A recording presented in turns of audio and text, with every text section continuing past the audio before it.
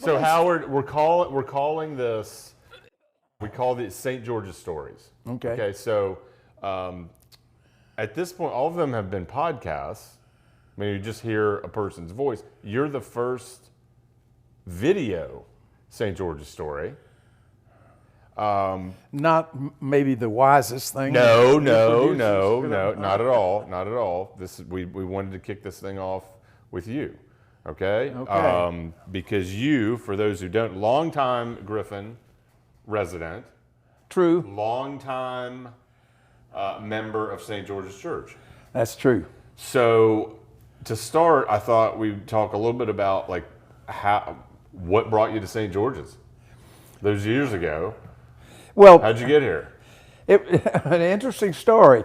I married an Episcopalian, and I was raised Presbyterian and baptized in the Presbyterian Church. But I went to Indiana to graduate school, and I met my future wife there, and we attended church a little bit together during our year of courtship, and got married in the Episcopal Church in Bloomington. So when we came home, in those days, the wife would usually go with the husband's church. A Methodist could marry a Baptist. Interesting. Okay. Because I think it's maybe opposite today. I think in a lot of situations, church going has changed. Church going has changed, and a lot of times it's the wife or the female who right kind of drives. That's the way it was in my case. I came home, and we had a child, and my uncle. The reason I'm here in Griffin in life is that because of this uncle that was a Presbyterian minister here. Gets convoluted, but and you convinced this Hoosier to move to Georgia as well. Yes, she loved it. She loved eventually, but she said, I've given up all of my friends back in Indiana, and I just don't get the Presbyterian Church. It's kind of austere and. But your intention when you moved back to Griffin was to go to the Presbyterian Church. Is that what you're saying? Yeah. Okay. It's gonna. Because you had family connections. My mother thought that this was Roman over here. Yeah, she really did. And she said that at the wedding in Bloomington, they had prayer candles, and we weren't used to prayer candles anywhere than down here, and the church was dark and. Anyway, one step away from the Catholics, right? One step away. It's okay. But we had a rector here, and he was a delightful person, and he knew I really wanted to be an Episcopalian, and so he said, "You don't need any training. I'm going to smuggle you up to the bishop. Nobody in Griffin has to know." And he did. No kidding. Yeah, so we went up one Sunday afternoon. It was a big confirmation class, but nobody from St. George's. It was just me. Me and the rector, Ray Averett, went up to the cathedral, and I was admitted to, what do we call it, the fellowship? Sure, yeah. You were received into the Episcopal Church? I was received. Because you had been confirmed in the Presbyterian Church? Right, I'd been baptized. So you were received in the Episcopal Church. And it was done on a lovely Sunday afternoon. Yeah. Bishop Claiborne, I'll never forget the strength that the bishops have when the hands on the head. Lay the hands on, yes. So I was well received. And came back and broke it to my family. My father was fine with it, go where you want to go. My mother, who was, again, brought here as the hostess to a Presbyterian, her brother's Presbyterian minister, she didn't take it so well. She's got over it, but she did. Eventually. But that's how I got to this church. Fascinating. And it was a wonderful experience. So Howard, that would have been that had been in 50. 8 of 59. Okay. And second child was baptized, Steve was baptized in this church. Okay. And the church became meaningful right off the bat to me. I like the whole aspect of it. I like the periodical reading of the portions of the Bible on a regular basis. Everything was the structured. lectionary cycle kind of readings. Yes, Yeah. the whole structure was, as they say, there's more Bible reading in the Episcopal Church than any other church because of the structure and repetition of the lessons. And then I got into it we had before Ray was here, they didn't use lay readers at all here in the church. Just wasn't done. But Ray wanted it done, and I became a lay reader. So what are some changes that you've seen over time, kind of significant things? Like, for example, so I think one would be the altar was moved, right? Right. The altar used to be against the wall, like it wasn't. I mentioned that to you. That was something that I thought was important, Mm-hmm. and though it was crowded back there, still is. It still is, but I But still that's thought okay. that at every other church I'd been in, the priest faced the congregation during it, and I thought it could be done here. And they worked it out and did it. It's crowded, but I think that was a significant... But that's a liturgical change. It's a change in space that a lot of churches took on. And depending on the church was more controversial in some than others. We mentioned the controversy of the biracial committee, which met downstairs here. That was... Tell us more, because I wanted to mention, there's a real history of outreach and community involvement with St. George's. There is. Endeavor, and you were a part of some really significant examples of that. And you shared some the other night when we were having our discussion around, current issues in the community. But for those who weren't there, can you tell us a little bit about some of those significant moments that you remember? That was probably the most significant that I was involved in, was the fear that was throughout the community over what was going to happen when the schools integrated, when the football teams integrated, when everybody could go to McClellan's lunch counter without being turned away. There was a fear of all of that was going on, and it was...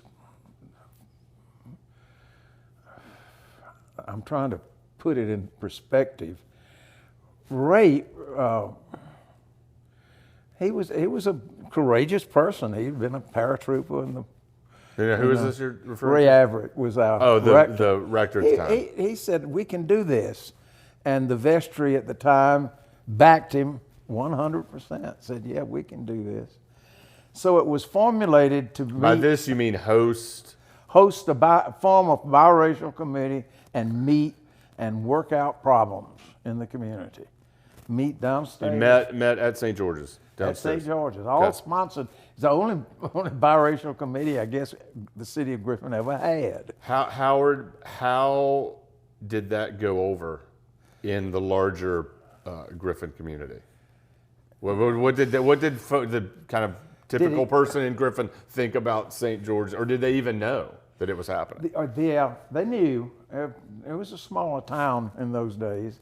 They knew, and it was not supportive. It was like Emmett Till was here running things. Wow. So that's the way it was. Yeah. And the government was totally opposed to it. The court system was opposed to it. We didn't have Afro-Americans on juries. We didn't have them in any other capacity. Yeah. None. And Yeah. that was coming to an end. And that was Yeah. one of the grievances Yeah. that the community had. And we had a committee within the committee that would meet with the judges and meet with the clerk of court. Why the names in the box? And a little trick about why the names, the clerk said, well, they are in the box. And they were. The Afro-American names were on hard cardboard, and the white people were on soft paper. My goodness. So when you reached it, there was a literal drawing of names for jurors, grand jury and traverse jury, out of the box. But you had to make sure you picked the right type of paper. Yeah. You had If it was heavy, it went. It was never drawn. My goodness. Just many of the tricks of the trade. It was. I think, from my own personal view, it opened up so many doors that I had never experienced. Being the Anglo-Saxon, born to all of the good things in life, to see the oppression that has gone on, and I was part of it, you know. From a personal, I'll have to put it, from a personal experience, it was a great epiphany for me. It was a great thing and I think others that participated and can see that. Yeah. But we met with some of the businesses, people downtown, like McClellan. We want this peaceful. I know you don't want them in here, but they're gonna come. Did things ever get in terms of at the church, or did you get unsafe, or did you feel targeted, or in any way, or did that happen? I hadn't thought about that in a long time. Yeah, some that had a list. We're gonna get you within the church. Within the church. Within the church, we're gonna get you. They didn't, as a matter of fact. But yeah. And I know you mentioned. We've talked about this before, the fact you'd be meeting and like the local police would be taking license plate numbers, to track who was here. Nothing ever came of that I know of, really, but they didn't know, you know. No, I never felt physically intimidated by anything that was going on, but awfully fearful about the whole aspect of what was being done, because this was coinciding with freedom riders in Mississippi and Alabama and places like that was violent. So do you think, Howard, that being a part of what you're describing, that was kind of a natural outgrowth of the Episcopal Church and kind of what the Episcopal Church stands for? Exactly. Yeah. I think it was exactly. It was something that was needed. It was brave to get it done. It had Episcopal support because the vestry are the ones that did it, and we had a strong. So the vestry. leadership of the church supported the work. And there was some important people in the church that did not support, that met with us down there too. That, how do you have the audacity? I'll never forget this. Mr. Shepard, the shepherd of the Bell Tower shepherd at Swanee, sitting downstairs about where you were last night, saying, how does a vestry have the audacity to arrogate, word I never heard before, themselves the authority to form something like this and have these people meet over here at this place. And there were others in the church, and some left the church because of it, which was a shame for two things. The church lost some good people, and they lost something themselves. Yes. By not doing this.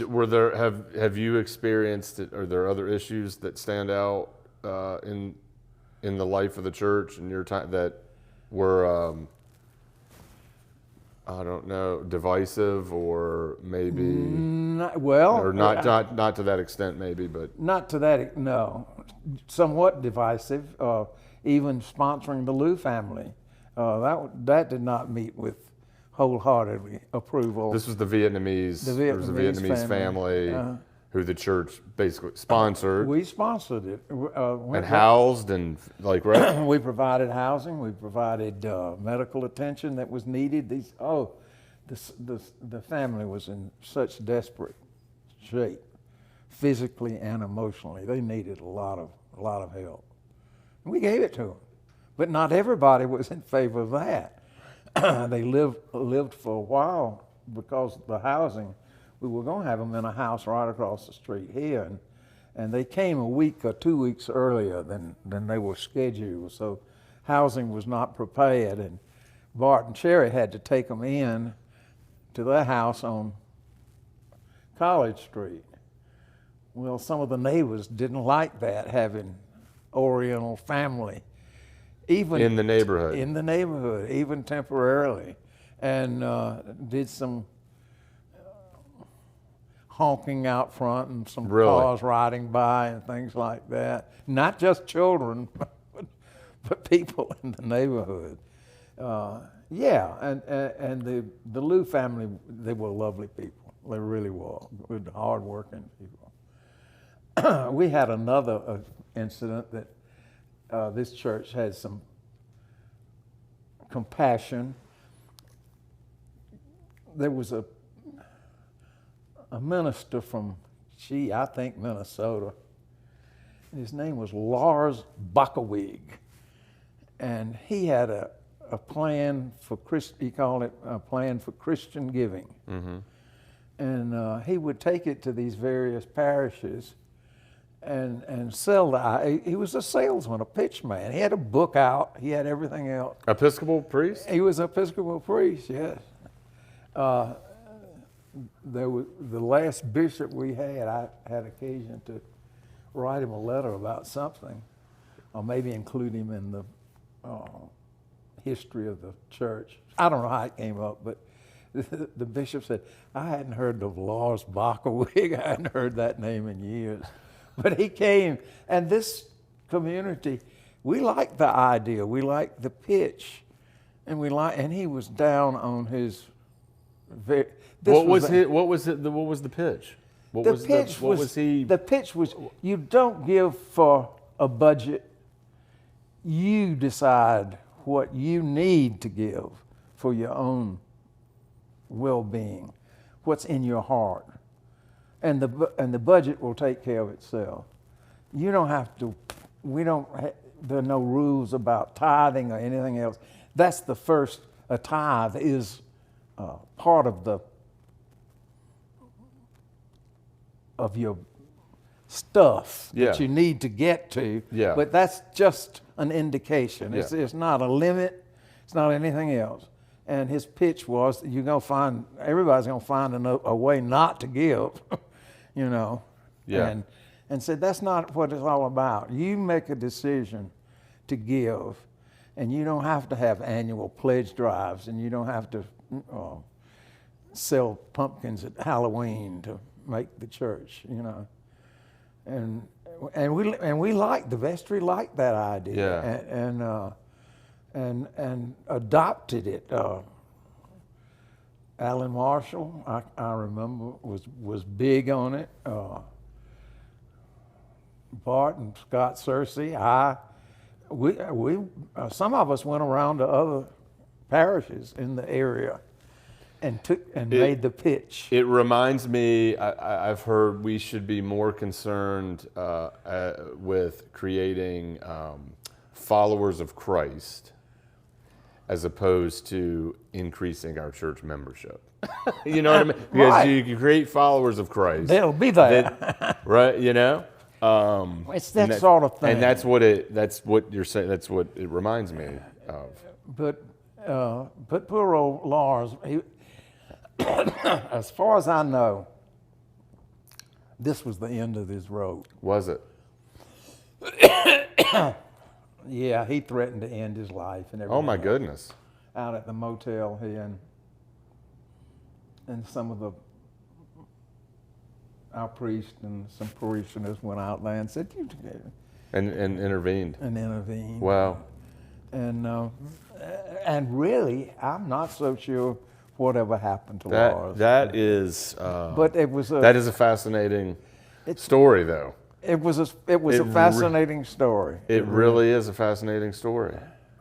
What would you say? This is hey, St. George's has this to offer. I would say it has wonderful facilities. I think that's important to have a facility that you're proud of. And for whatever criticism I might have had for what went on during and after I left, the facilities here are magnificent. The involvement that this church has in the community with the needs.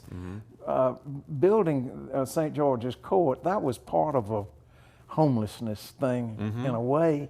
You looked at there was a need that was perceived, and hard work went into getting it. And so you're referring to next door, we have yes, a senior living facility. We have for our lower own. income. We have our own cemetery. We have adequate security. We have faithful attenders at the services. The services are well timed. We still have a prayer book. We have a hymnal. It's not something flashed on the wall that I understand happens. Tradition's important to us. Yes, tradition is important. We have, and it's lovely. It's, and what we do in the community, it's never enough, but there are people that are willing. If you present a problem, there are people that are in St. George's that will want to try to help solve it. Well, the people with learning disabilities, we took them in early here, a long time ago. That's another. It started here at the church. Yeah, right. You're right. It was conceived by somebody that knew that there was a need for this, and it was right in the basement. They had a church, and that grew into the Griffin Area Resources Committee, which my daughter-in-law now is in charge of. But it's huge. I mean, But it essentially started here. It did start here. Yeah. There was nothing else in Spalding County like this at the time. So that I'd forgotten about it, but that's another thing that this church has done. Then we did the woods out there, which was well-intentioned. It wasn't wisely carried on, but we meant well in doing it. And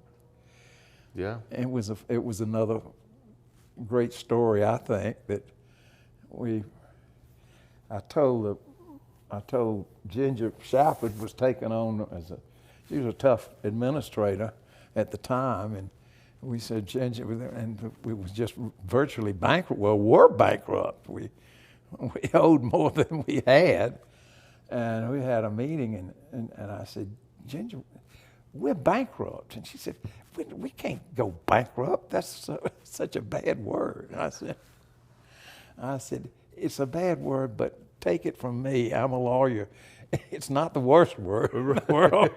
It's sometimes you find yourself there, and you don't want to be there, but there you are. So we had a meeting to go up to the HUD office in Atlanta at Five Points, in that building right there, to talk to him about the future. And the guy, he was so interested in France. He knew that Ginger had a place in France, and he was the head of it, wanted to talk about France the whole time. Finally said, well, just deed this thing back over to us. And, this happens all the time. And when we left, Ginger said, if I'd known it had been that easy, we could have done it. And that was that. That was it. And that's when all of the woods went back. HUD took it over. They sold. They found somebody that would buy it and run it, and it got out of our hands. Wow. But we tried. We Yeah. tried to make it a go of it. I would love to see the Sunday school and a program for young teenagers to come back here. I don't know if they're not. I don't know. Guess what, Howard? It's on its way. Is it? It's on its way. Yes. Yes. And I agree, and there's energy around that. And yeah, it's in the process of happening as we speak. Well, that's good. That's good. Those are things that I would tell people. Yeah. Come around. I'd say we have a handsome rector.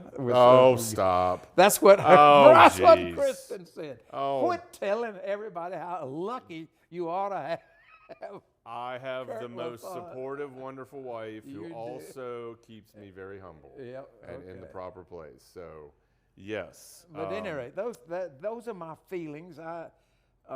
This is a wonderful place. It really is. And through thick and thin, it's always seemed to hold its core together, to be Christ-like as much as we can. Howard, I am glad you're here. And I don't know who we're going to interview next, but I'm just going to go ahead and say you've set a pretty high bar for that person. When you live a long time, a lot can happen. You have a lot of material to choose from. I have a lot of material, yeah, and a lot of it out of here. A lot of good stories. Yeah.